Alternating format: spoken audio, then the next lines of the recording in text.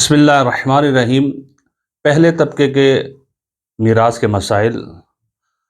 پہلا مسئلہ یہ ہے کہ اگر کسی شخص کا انتقال ہوا ہے تو دیکھا یہ جائے گا کہ اس کے مرنے کے بعد کون کون افراد زندہ ہیں، اور یہ قانون ذہن میں رکھیے گا، اگر جس شخص کا انتقال ہوا ہے اس سے پہلے اگر ورثاء مر چکے ہیں تو نمبر فقط ان افراد کا آئے گا کہ جو زندہ ہیں، ان کو میراث ملے گی۔ مثلا ایک شخص کا انتقال ہوا، اور جب اس کا انتقال ہوا تو فقط اور فقط یا ماں زندہ ہے، یا باپ زندہ ہے، یا بیٹا زندہ ہے، یا بیٹی زندہ، ان میں سے کوئی ایک ہے فقط، تو میراث کس کو ملے گی؟ ساری کی ساری میراث ان کو ملے گی، اور دوسرے طبقے تک جو میراث نہیں پہنچے گی، اور جو اس سے پہلے مر چکے ہیں ان کو بھی میراث نہیں ملے گی۔